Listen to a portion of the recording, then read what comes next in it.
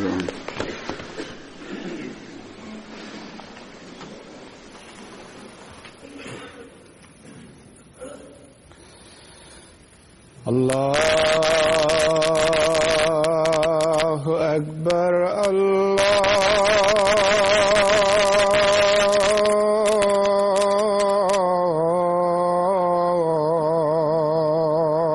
أكبر الله أكبر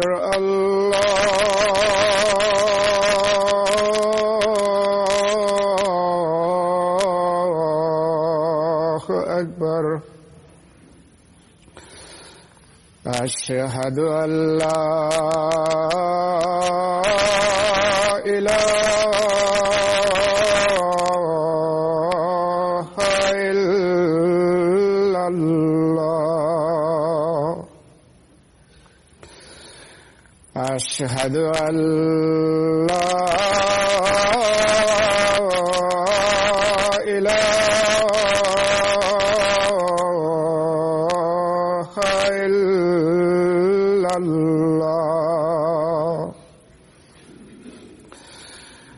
أشهد أن محمدًا رسول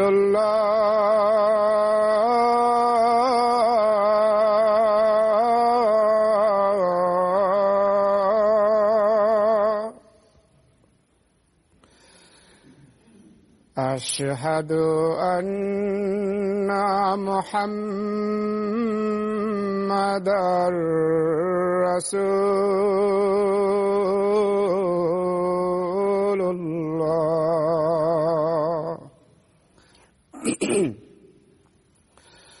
حي على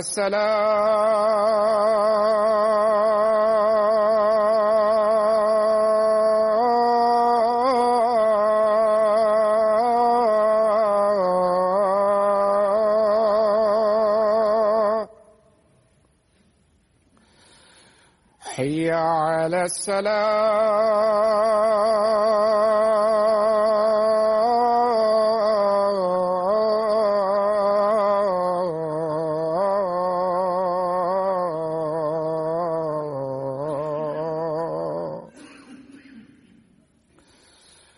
حي على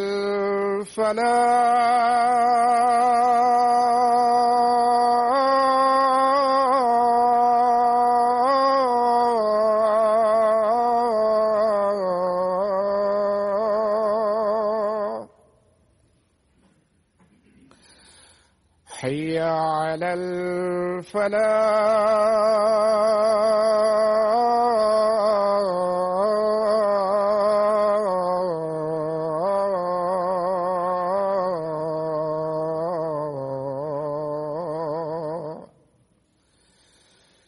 الله أكبر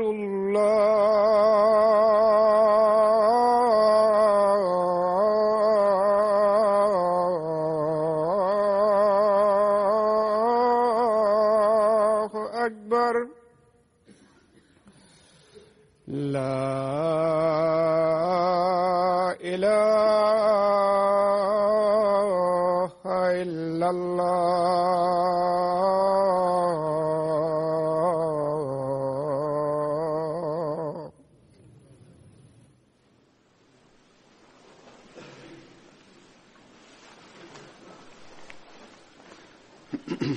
السلام عليكم ورحمة الله.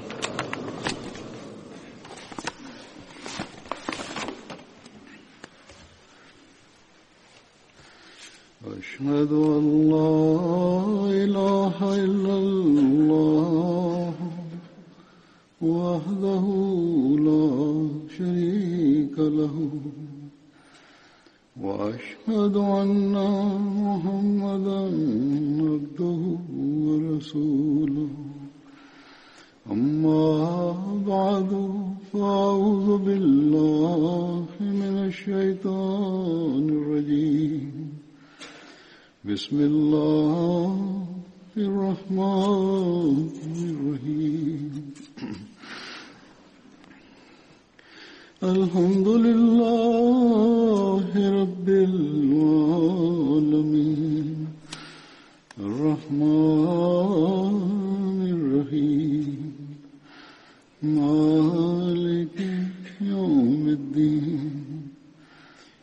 إياك نعبد وإياك نستعين اهدنا الصراط المستقيم صراط الذين أنعمت عليهم غير المغضوب عليهم ولا الضالين.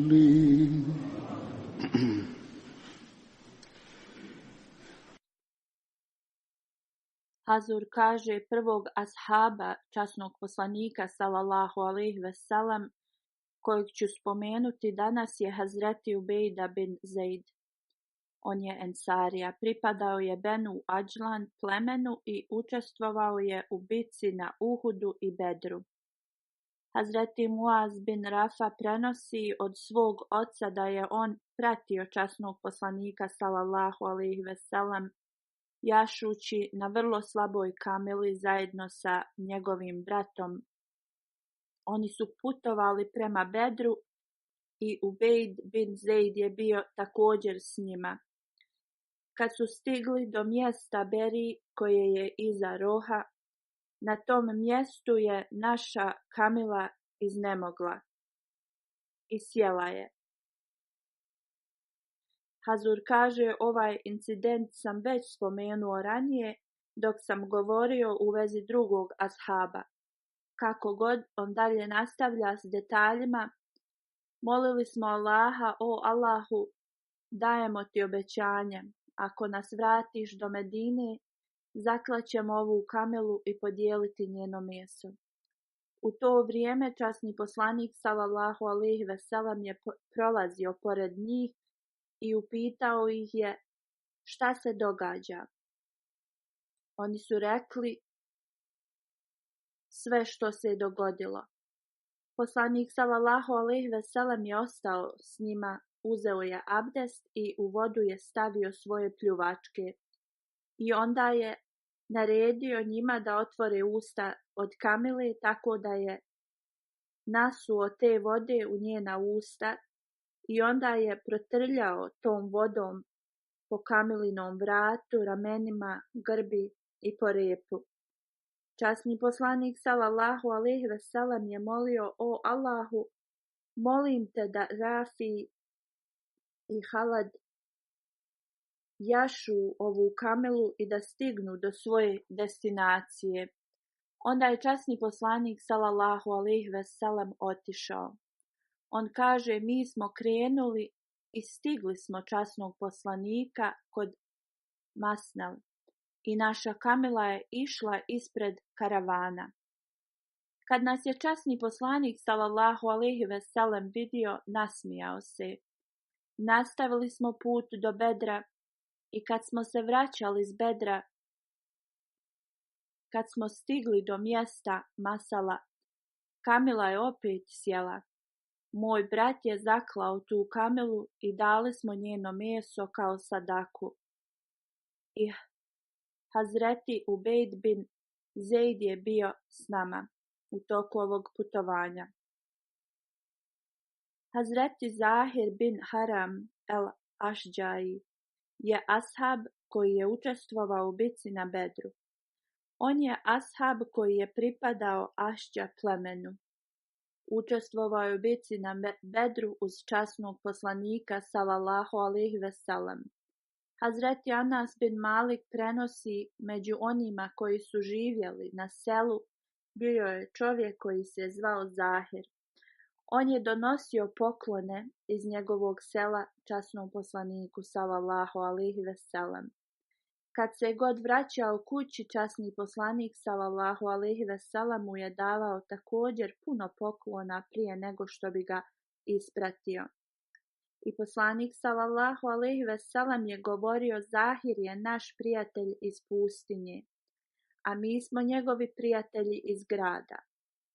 Časni poslanik sallallahu alejhi ve sellem je mnogo volio Hazreti Zahira.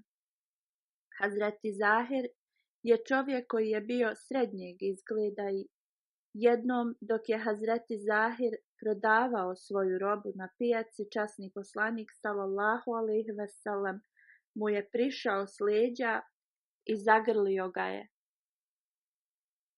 Hazur kaže također u jednom hadisu je spomenuto da je časni poslanik sallallahu alejhi ve sellem mu prišao s leđa i pokrio njegove oči svojim rukama, tako da je Hazreti Zahir nije mogao da vidi časnog poslanika sallallahu alejhi ve sellem. Onda je Hazreti Zahir upitao ko je i da ga ostavi na miru. Kako god, kad se okrenuo i pripazio da je to bio časni poslanik sallallahu alejhi ve sellem, kad je vidio ko je to je bio, on je tad shvatio da je to bio poslanik sallallahu alejhi ve sellem.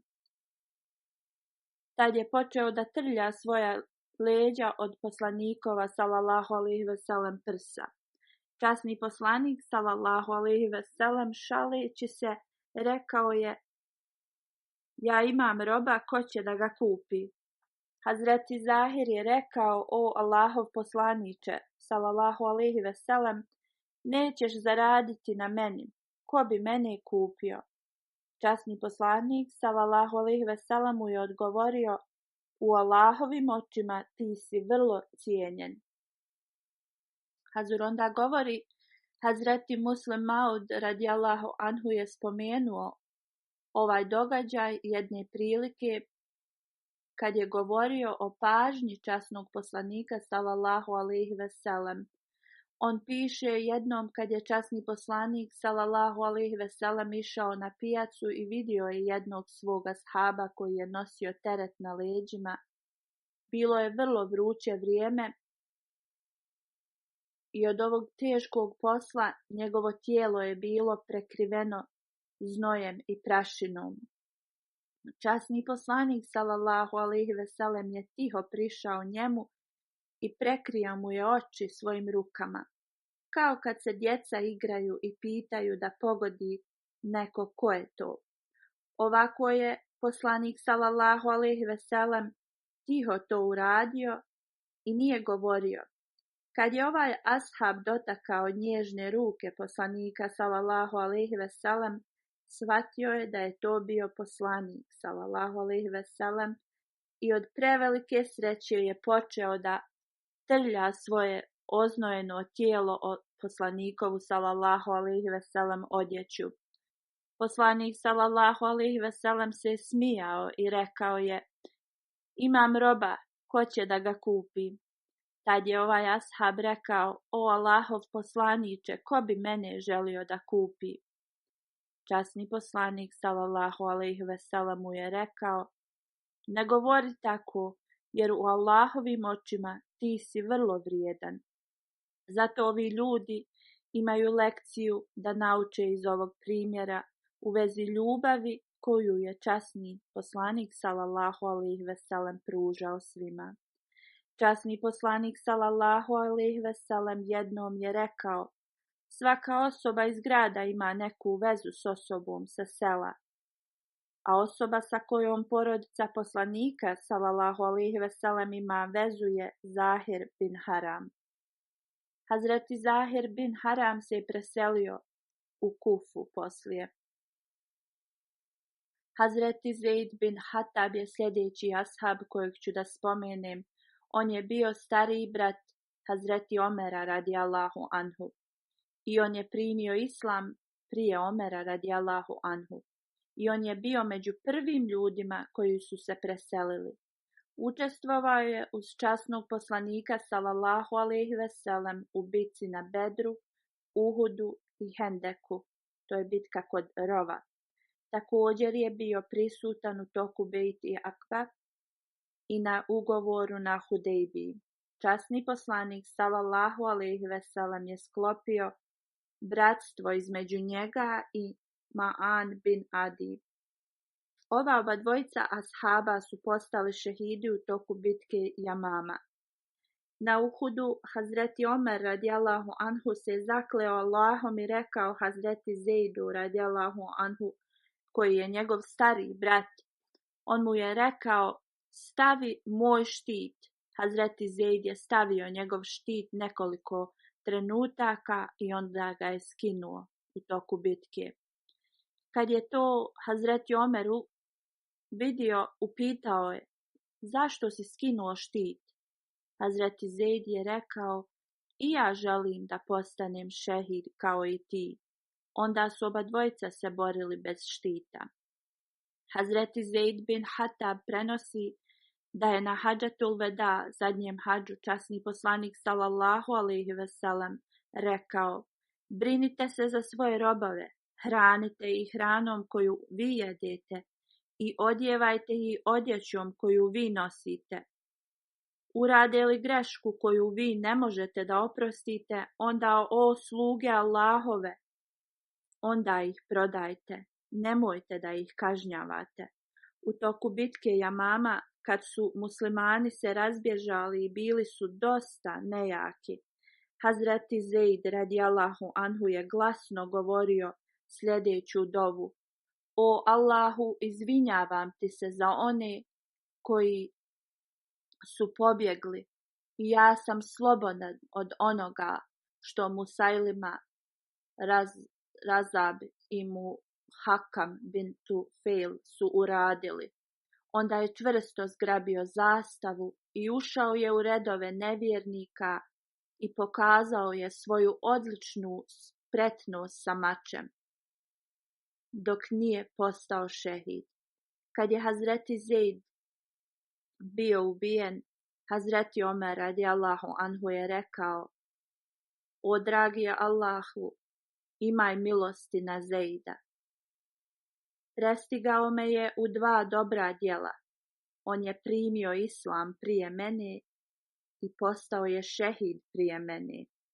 U hadisu se prenosi da je Hazreti Omer radijallahu anhu čuo Mutamin bin Nuveira da je čitao neku pjesmu u vezi svog brata Malika bin Nuveira. Na ovo je Hazreti Omer radijallahu anhu rekao: da ja mogu napisati riječi tako dobre u vezi mog brata, napisao bi slične tvojim riječima. Poslije ovoga Mutaim bin Nuveira je rekao: da je moj brat otišao sa ovog svijeta na način na koji je tvoj brat otišao, ja ne bi ovoliko žalio. Hazreti Omer radijallahu anhu mu je rekao: do danas me niko nije utješio na način na koji si ti to uradio. Hazur kaže još jedan detaljniji hadis u vezi ovog možemo naći. Hazreti Omer radijallahu anhu je rekao Hazreti Mutaminu bin Nuveira: koliko si ti tužan radi smrti svog brata? On je pokazao na jedno svoje oko i rekao je: ovo oko je izgubilo vid radi moje tuge, plakao sam previše i ovo slabo oko je počelo da plače također. Hazreti Omer radijallahu anhu je rekao: ovo je velika tuga i ne vjerujem da sam ikad vidio ikoga da ovoliko žali za izgubljenom osobom. I onda je Hazreti Omer radijallahu anhu rekao: neka Allah podari svoju milost na Zeida bin Hataba, da sam sposoban da pišem ovakve riječi, ja bi uistinu plakao za Hazreti Zeidom kao i ti za svojim bratom i napisao ovakve riječi. Hazreti Mutamin je rekao: o Emirul Mu'minin, da je moj brat bio ubijen u toku bitke na Jamami na isti način na koji je tvoj brat bio, ja nikad ne bi plakao za njim. Ove riječi su dotakle srce Hazreti Omera radijallahu anhu. Bio je siguran u vezi svog brata. Hazreti Omer radijallahu anhu je bio puno ožalošćen gubitkom svog brata. Govorio je: kad jutarnji vjetar piri, donosi Zeidov miris. Jedan od partnera od Musailima, Rađal bin Unfuvah, njega je ubio Hazreti Zeid bin Hatab. U jednom hadisu Rađal bin Unfafa je također spomenut kao Nahar. Ovo je osoba koja je prihvatila islam i preselio se i također je bio kari, osoba koja zna da uči Kur'an prema pravilima. Ali na kraju se pridružio Musajlimu. Zbog ovoga uvijek moramo da se molimo da naš kraj bude na ispravnom putu. U svakom slučaju je rekao, čuo sam da te je časni poslanik sallallahu alejhi ve sellem uključio u njegovo poslanstvo. Ovo je bilo veliko iskušenje za Benu Hunejfa. I Ebu Hurejra radijallahu anhu prenosi da je sjedio u društvu časnog poslanika sallallahu alejhi ve sellem i s nekom delegacijom i Rađal bin Uvafa je bio sa njima. Časni poslanik sallallahu alejhi ve sellem je tad rekao da osoba među njima sjedi i njegov moralni zub će biti u vatri veličine planine Uhuda, što znači on će odvesti dosta ljudi na stranputicu. Hazreti Ebu Hurejra radijallahu anhu prenosi da je poslije jedino Rađal i ja smo ostali živi. I uvijek mi je ovo bilo na umu, dok Rađal bin Unvafa se nije pridružio Musajlimu i posvjedočio njegovo poslanstvo. Rađal bin Unvafa je bio ubijen u bici Jamama i njega je ubio Hazreti Zeid bin Hatab radijallahu anhu. Hazreti Zeida bin Hataba je ubio Hazreti Ebu Merijem bin Hanefi i kad je Hazreti Merijem primio islam, Hazreti Omer radijallahu anhu ga je upitao, jesi li ti ubio Hazreti Zeida bin Hataba? On je odgovorio Hazreti Omeru radijallahu anhu, o emirul mu'minin, vođo vjernika, uzvišeni Allah je podario specijalni status Hazreti Zeidu preko mene. I Allah me nije osramotio i uništio od njega. Hazreti Omer radijallahu anhu je upitao Hazreti Merijema radijallahu anhu, prema tvom mišljenju koliko nevjernika je poginulo u bici Jamama od muslimana? Ebu Merijem je rekao 1400, možda i više. Hazreti Omer radijallahu anhu je rekao, koliko je jadno stanje od onih koji su ubijeni. Hazreti Merijem je rekao, sva hvala pripada Allahu koji mi je omogućio da se pridružim i da budem privučen religiji koju je Allah izabrao za njegovog poslanika sallallahu alejhi ve sellem i za muslimane. Hazreti Omer radijallahu anhu je bio vrlo zadovoljan njegovim odgovorom i poslije Ebu Merijem je postavljen kao kazi, to jeste sudija u Basri. Hazur kaže, detalji od sljedećem ashabu su u vezi Hazreti Ubaba bin Hašhaš. Vakti je zabilježio njegovo ime kao Abda bin Asas, gdje je Ibni Manda zabilježio njegovo ime kao Ubada bin Hašhaš Amri. U svakom slučaju bio je iz Bali plemena i bio je rođak sa očeve i majkinje strane Hazreti Muđeziru bin Zijad. Njegovo pleme je bilo pod ugovorom sa Benu Selama i Hazreti Ubejda je prisustvovao u bici na Bedru, gdje je zarobio Kajsa bin Saiba. Ubijen je u bici na Uhudu i ukopat je u isti mezar sa Hazreti Numad bin Malik i Hazreti Muđezir bin Zeid. Sljedeći ashab kojeg ću da spomenem, Hazur kaže, je Hazreti Abdullah bin Džab. Njegov otac se zvao Džab bin Kejs. Njegova titula je bila Ebu Vahab i bio je iz Benu Selma. Ovo je ensarinsko pleme. Hazreti Muaz bin Džabel je bio njegov rođak s majkine strane. On je učestvovao u bici na Bedru i Uhudu. U bici na Tabuku časni poslanik sallallahu alejhi ve sellem je rekao Ebu Vehabu, ocu od Abdullaha bin Džad: Ebu Vehab, zar nam se nećeš pridružiti u borbi ove godine? Ebu Vehab je odgovorio: molim te, izvini mi, ali nemoj mene uključivati ni u kakve nemire. I onda je dao vrlo čudan izgovor časnom poslaniku sallallahu alejhi ve sellem. Rekao je: moj narod zna koliko ja volim žene. I ako ja ugledam žene od Benu Esfer, tog naroda protiv kojeg su se oni trebali boriti, ja neću moći da se kontrolišem. Časni poslanik sallallahu alejhi ve sellem se okrenuo i otišao je od njega. Drugim riječima, kad je već izmišljao izgovore, najbolje je bilo da ga ostavi i prihvati njegov izgovor. Abdullah bin Džed radijallahu anhu, kad je saznao u vezi ovoga, je pitao svog oca: zašto si odbio naređenje časnog poslanika sallallahu alejhi ve sellem? Kunem se Allahom, ti si najbogatiji iz Benu Selma plemena i danas si odbio priliku da učestvuješ u borbi. Niti si pristao da ideš u borbu, niti si pristao da pomogneš sredstvima za borbu. Njegov otac je dao još jedan izgovor. Rekao je: moj sine, kako ja da na ovoj vrućini idem prema Benu Esfel? Kunem se Bogom, čak i u furbi kući u Benu Selma ja se bojim njih. On se je bojao Rimljana i bio je kukavica. Kako god, onda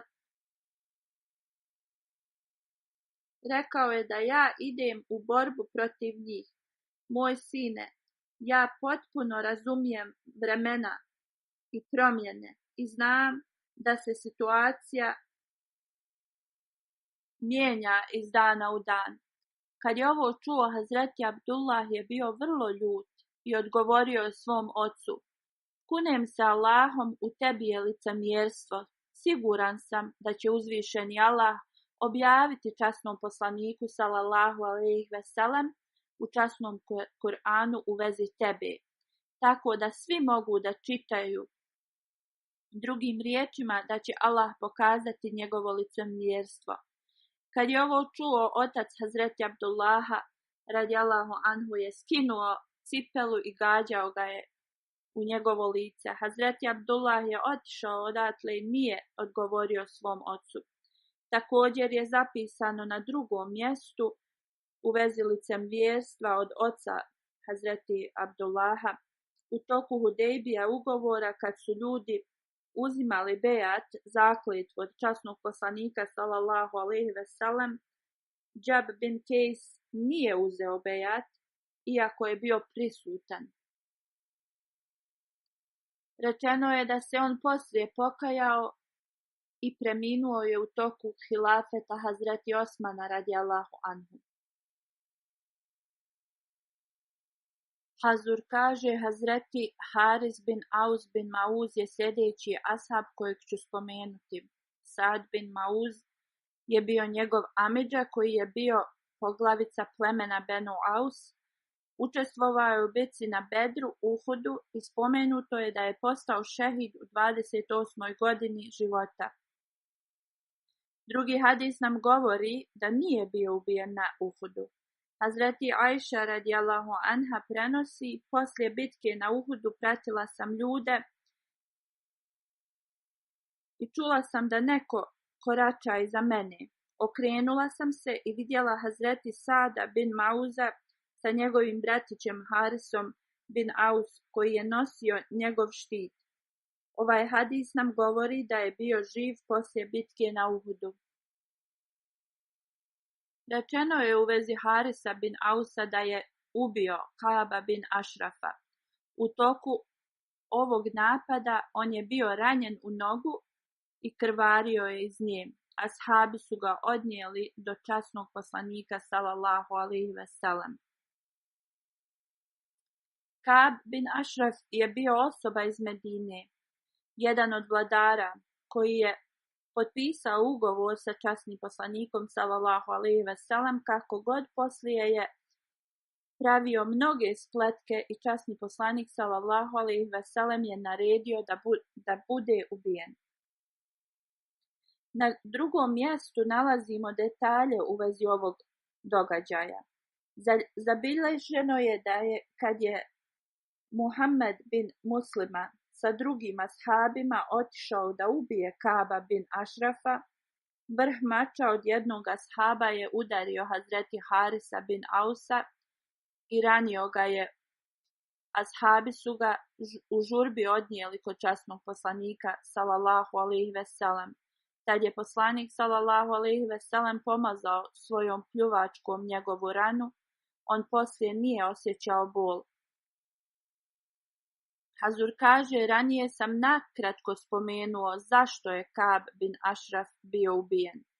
Sad ću da predstavim detaljno iz knjige Hazreti Mirza Bešir Ahmeda Sahiba, iako neki detalji će biti ponovljeni. On piše, Kab bin Ašraf je bio Jevrej. On nije bio jevrejskog porijekla, on je arapskog porijekla. Njegov otac Ašraf je bio vrlo mudar i spletkaroš iz Benu Niban plemena. On se doselio u Medinu i uspostavio je dobru vezu sa Benu Nezir plemenom i postao je njihov saveznik. On je postao vrlo poznat i imao je veliki uticaj da mu je Ebu Rafi, glavni poglavica Benu Nezir plemena, dao svoju kćerku da se uda za njega. Ona je rodila Kaba bin Ašrafa, koji je postao veći u statusu od svog oca, do te mjere da su ga svi Jevreji iz Arabije prihvatili za svog poglavicu. On je bio vrlo zgodan čovjek, bio je dobar govornik i pjesnik i vrlo bogat. I zbog ovoga ogromnog udjeljivanja bogatstva držao je sve učenjake i poglavice pod svojom kontrolom. Kako god, s moralnog gledišta bio je vrlo loša osoba i spletkaroš. I uradio je mnoge nevolje. Kad se časni poslanik sallallahu alejhi ve sellem preselio u Medinu, Kab bin Ašraf zajedno sa drugim jevrejskim poglavicama je sklopio ugovor. Mirza Bešir Ahmed Sahib je dao vrlo detaljan opis. Hazur kaže, ja ću da skratim detalje. Ugovor koji je časni poslanik sallallahu alejhi ve sellem napisao sa Jevrejima je u vezi uzajamnog prijateljstva, mira, sigurnosti i zajedničke odbrane. Kako god, vatra neprijateljstva je počela da gori u srcu Kaba, iako je prisustvovao ovom ugovoru. U njegovom srcu je postojala velika licemjernost. Onda je počeo da se protivi islamu i časnom poslaniku sallallahu alejhi ve sellem kroz tajne spletke. Zapisano je da je Kab davao ogromnu sumu blaga jevrejskim učenjacima i poglavicama kako poslije hidže časni poslanik sallallahu alejhi ve sellem, kad su ovi ljudi došli da uzmu godišnja primanja i dok su razgovarali o časnom poslaniku sallallahu alejhi ve sellem, on ih je pitao koje je njihovo mišljenje o časnom poslaniku sallallahu alejhi ve sellem prema religijskim knjigama. Ovi učenjaci su rekli, izgleda da je on isti poslanik koji je nama obećan. Kako god, Kab je bio vrlo nezadovoljan njihovim odgovorom i poslao ih je odatle bez ikakvog blaga koji im je inače davao i rekao je da su oni previše glupi. Kad je imovina ovih učenjaka bila potrošena, oni su došli ponovo Kabu i rekli su, mi smo protumačili znakove pogrešno o Muhammedu sallallahu alejhi ve sellem. On nije taj poslanik koji je nama obećan. On je bio vrlo zadovoljan i dao im je njihovu godišnju nagradu. Hazreti Mirza Bešir Ahmed Sahib je vrlo ispravno napisao, ovo je bila religijska opozicija, iako je pokazana na vrlo loš način, ali niko nije imao pravo da kazni ove ljude zato što su odbili da vjeruju u istinitost poslanika. Niti bi Kab mogao da bude kažnjen radi ovoga. Kako god poslije ovoga Kabova opozicija i mržnja je narasla u još opasniju formu. I poslije bitke na Bedru ponašao se kao veliki neprijatelj, pun spletki i mržnje. I uspostavio je opasnu situaciju za sve muslimane. U stvarnosti Kab prije bitke na Bedru je smatrao da će ova vjera i ovi ljudi biti ugašeni i da je to samo trenutno stanje i da će se oni svi vratiti svom prijašnjem vjerovanju. Ali poslije bitke na Bedru, kad je muslimanima data pobjeda i mnogi poglavice Kurejšija su bili ubijeni na toj bitci, shvatio je da je ovo nova religija neće umrijeti sama po sebi. Poslije bitke na Bedru dao je sve od sebe da uništi islam. Prvo, kad su vijesti stigle da su muslimani pobjedili u bitci na Bedru, od velike ljubomore on je rekao, ovo je laž i nemoguće je da je Muhammed sallallahu alejhi ve sellem pobjedio toliku armiju Kurejšija. Ako je ova vijest istina, onda smrt je bolja od života.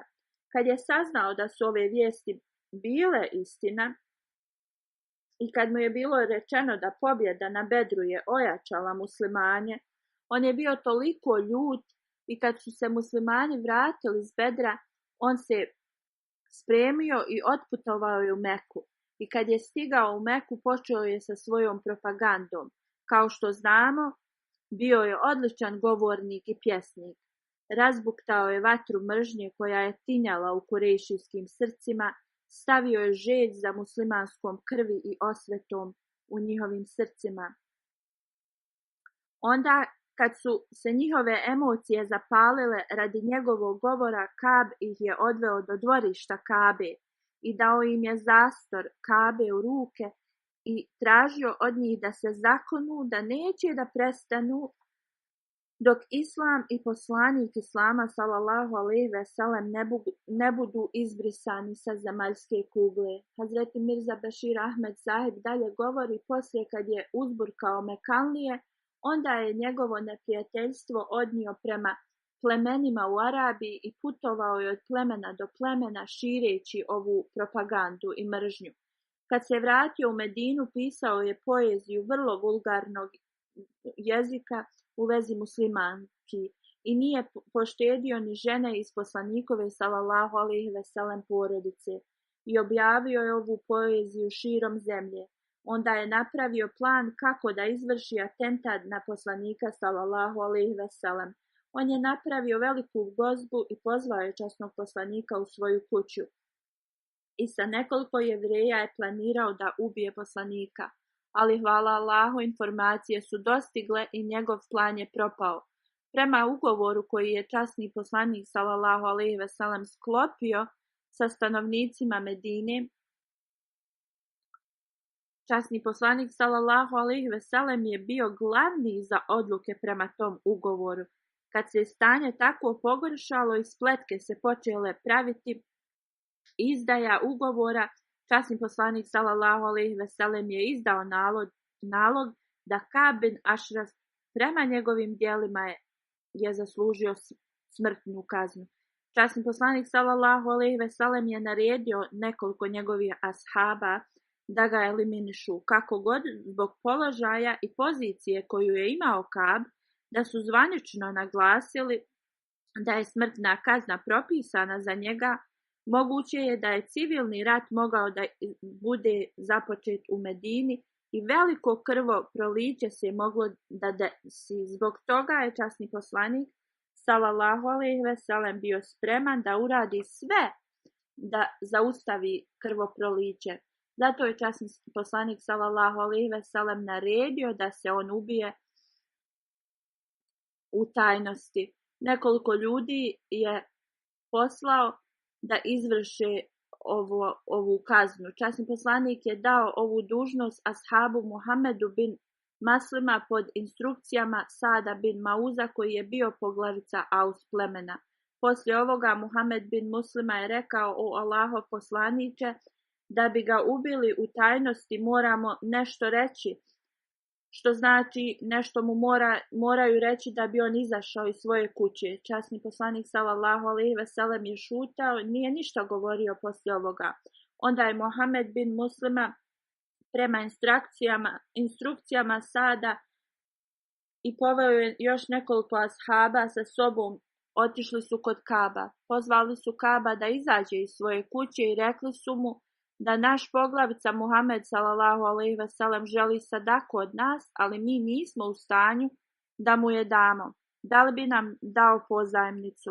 Kab je bio sav sretan i rekao je: tako mi Boga, ovo je ništa, doći će dan kad ćete ga vi napustiti. Muhammed bin Muslima je rekao: u svakom slučaju mi smo prihvatili časnog poslanika sallallahu alejhi ve sellem, a sad čekamo koji će biti krajnji rezultat njegovog dolaska. Ali ti nama reci, da li ćeš nam dati zajam? Naravno, rekao je Kab, ali ćete morati da mi date neki zalog za to. Muhammed bin Muslima ga je pitao šta on želi. Ovaj prokleti čovjek je rekao: ostavite svoje žene za zalog. Kad je čuo ovo, Muhammed bin Muslima je bio vrlo ljut da ostave žene sa ovakvim čovjekom kao što je on. Kab je onda rekao: dobro, vaši sinovi će biti u redu. Muhammed bin Muslima je rekao: to je nemoguće, ali ako hoćeš, ostavit ćemo naša oružja s tobom kao zalog. Kab je se složio i Muhammed bin Muslima je rekao da će se vratiti predveče i donijeti zalog. Navečer su došli i donijeli svoje oružje i mogli su sad otvoreno da nose svoja oružja. Kad je Kab izašao iz kuće, oni su ga ubili. Oni kad su ubili Kaba, Muhammed bin Muslima i drugi ashabi su otišli odmah kod časnog poslanika sallallahu alejhi ve sellem i prenijeli su mu šta se je desilo. Kad su vijesti se raširile po gradu, strah je zavladao gradom i jevrejski narod je bio ljut. Sljedeći dan jevrejske poglavice su došle časnom poslaniku sallallahu alejhi ve sellem i rekli su mu da je njihov vođa Kab bin Ashraf ubijen na takav i takav način. Časni poslanik sallallahu alejhi ve sellem je slušao, niti je rekao da ima znanje u vezi toga, niti da nema. Onda ih je upitao: da li vi znate zločine koje je Kab počinio?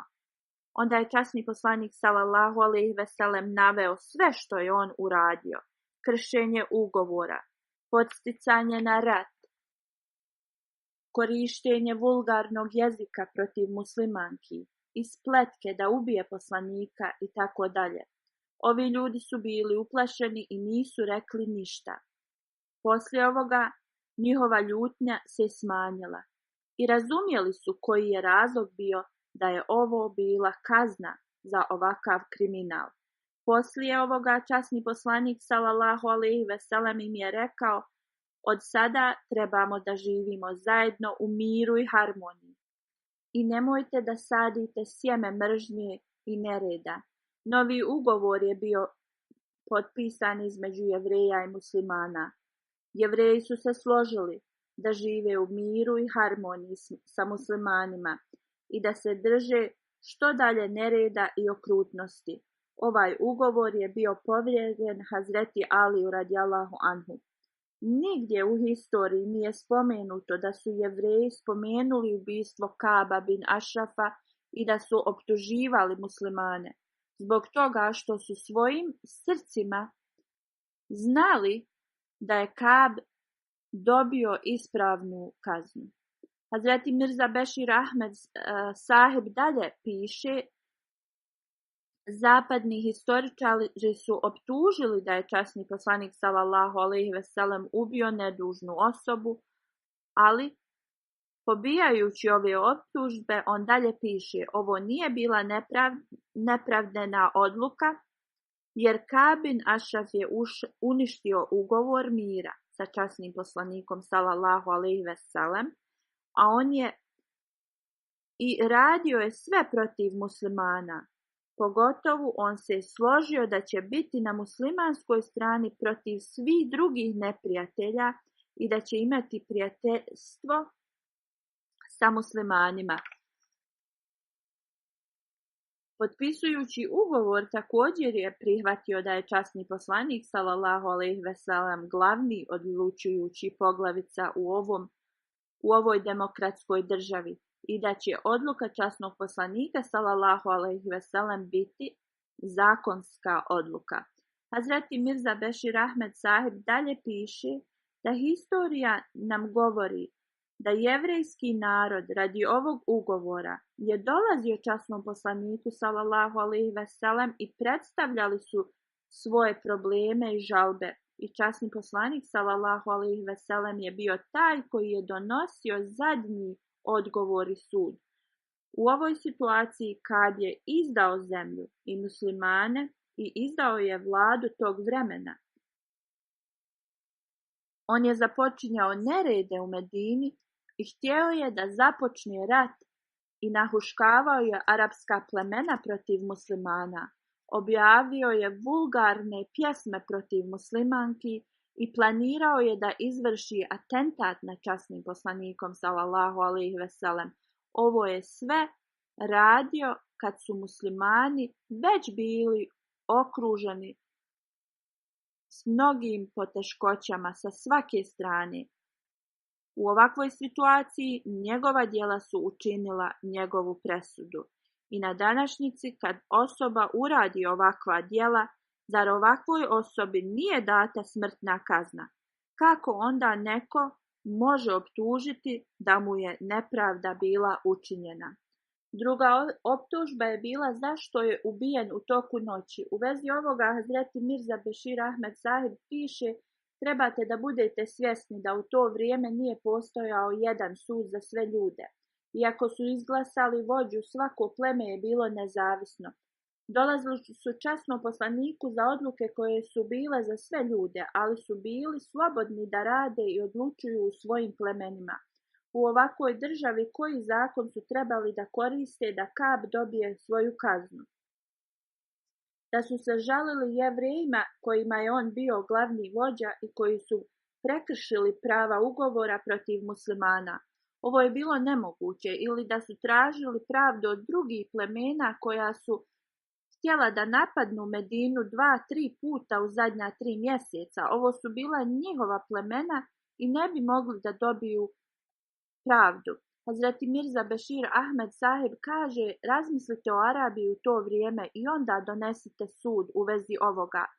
Kad osoba radi što je Kab radio i kad je sigurnost svih ljudi u opasnosti i države također, šta bi muslimani trebali osim da ga eliminišu i zadrže sigurnost i mir svih ljudi?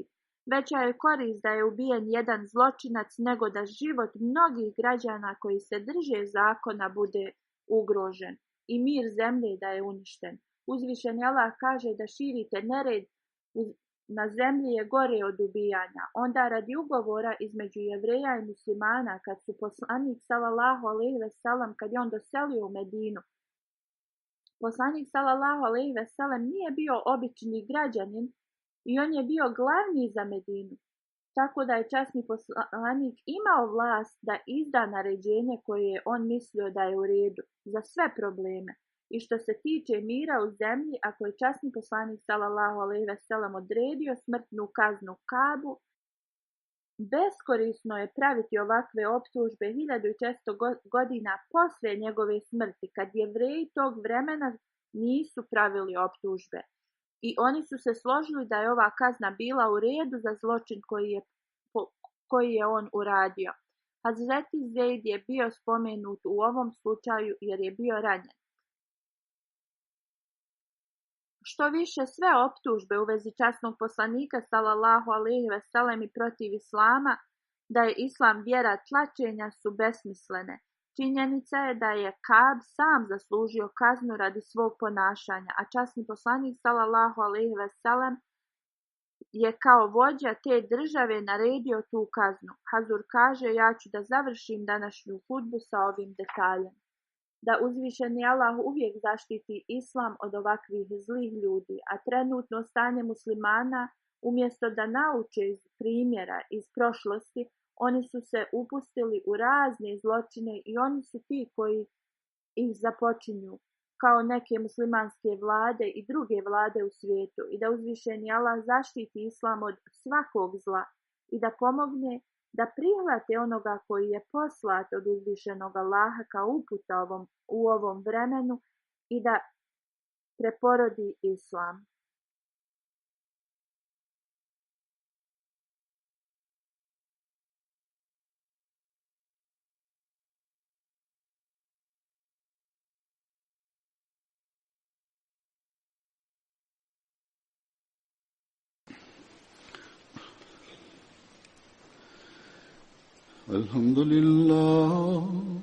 الحمد لله نحمده ونستعينه ونستغفره ونؤمن به ونتوكل عليه ونعوذ بالله من شرور أنفسنا ومن سيئات أعمالنا من يهده الله فلا مضل له ومن يضلل فلا هادي له ونشهد أن لا إله إلا الله ونشهد أن محمدا عبده ورسوله عباد الله رحمكم الله إن الله يأمر بالعدل والإحسان وإيتاء ذي القربى وينهى عن الفحشاء والمنكر والبغي يعظكم لعلكم تذكرون اذكروا الله يذكركم وادعوه يستجب لكم ولذكر الله أكبر.